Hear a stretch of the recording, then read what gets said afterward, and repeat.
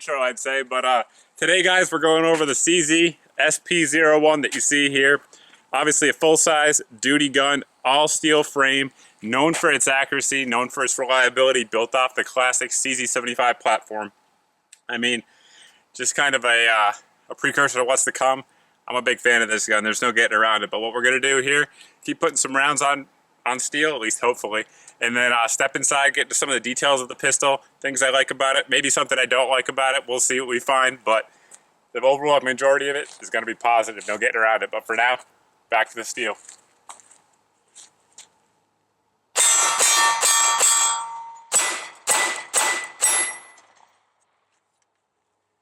Tell you, with the single action trigger here, it's really hard to miss with this gun. The accuracy, the low recoil impulse, it's a sweet shooter.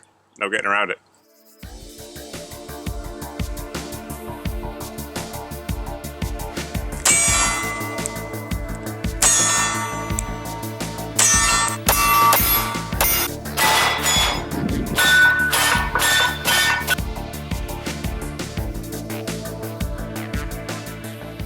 Before getting into the actual details of this pistol, we'll just go over the model itself. Now, there's a few different variants out there that are going to read SP-01 in the slide.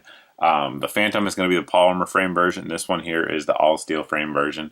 And then the tactical version is the one with the decocker instead of the safety. This one here, designed to be carried cocked and locked, as you see here. So those are the differences in the models, and that's the one we're working with here. The pistol ships with two 18-round magazines, so capacity there is going to be 18 plus 1. Certainly nothing to complain about there. Of course, that's 9mm, and there is a 40 caliber version of this pistol. Now, a lot of nice things about this. First off, like I mentioned, all steel frame. What that leads to is a very soft shooting gun. The counter argument to that, or the downside, if you will, for some folks, is going to be that it's relatively heavy.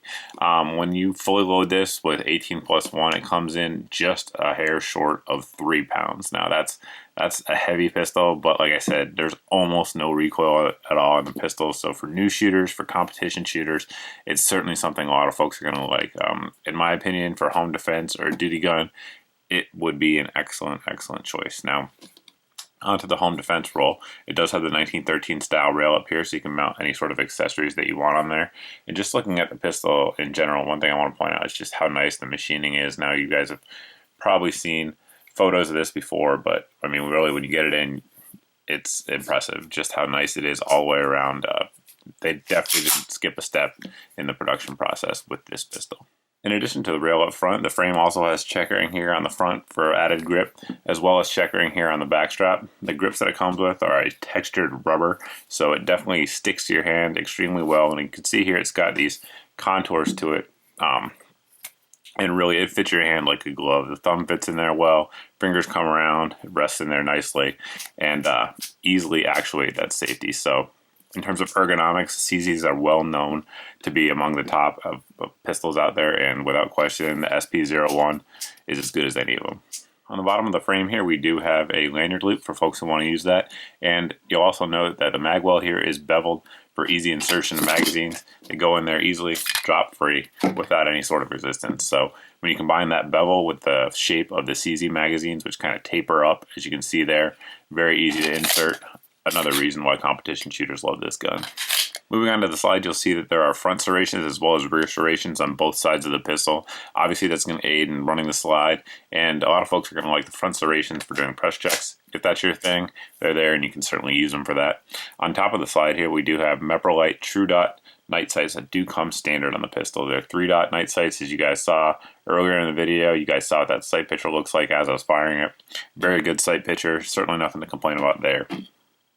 On the top of the slide here, we also have serrations going down the length of it. Supposedly that cuts down on glare. I have pistols with it. I have pistols without it. Honestly, I've never noticed the difference. But for those of you guys that are into it, they're there for you. Disassembly of the pistol is something that some folks complain about, but really it's not all that bad. And if you think that this pistol dates back to, again, 1975, at least the original design of it anyway, it's not bad at all. But to do it, you just drop the magazine, put it on fire, ensure that the chamber is clear. It is clear. At this point, what you're going to do here is you're just going to push the slide back till these two lines right here line up. A lot of different ways to do that. Some folks like the grip right behind the trigger here. I find that that does work pretty well, and just kind of line them up. And then even the manual tells you to take the magazine, push it through, And then you're just going to take the lever out here, pull up on it, oops, shot out there, and just release your slide, let it go forward. At this point, if you haven't already noticed it, one thing I really want to point out to you that's huge for the CZ design is the way that the slide here actually rides inside the frame. Now, there's a few advantages of that, in my opinion. Number one is going to be global bore access. The pistol for a hammer-fired pistol, I should say, has an extremely low bore access. Combine that with the weight of the pistol, along with this nice high beaver tail that you see here on the SP-01 model, and the gun is just freakishly soft shooting. I've mentioned that before, I know, but trust me, if you haven't shot one of these and you do, it'll be the first thing you notice too. Now, disassembly after that, pretty simple.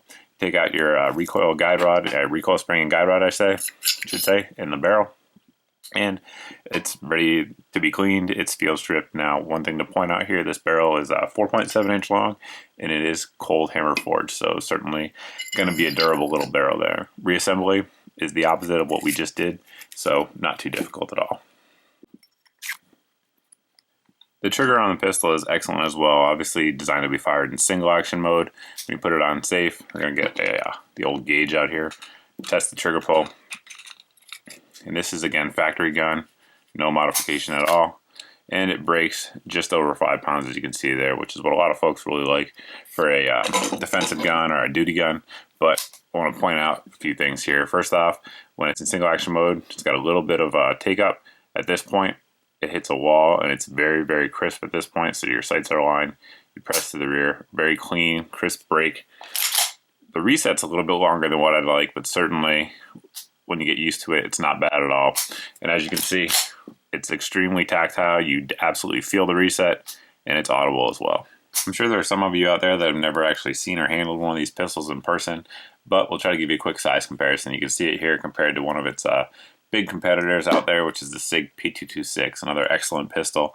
But you can see the size comparison there, how they sort of stack up against each other. Obviously, the SIG is going to have an aluminum frame, at least standard. There are stainless models, but the frame is aluminum on the SIG, so it's going to be a little bit lighter overall.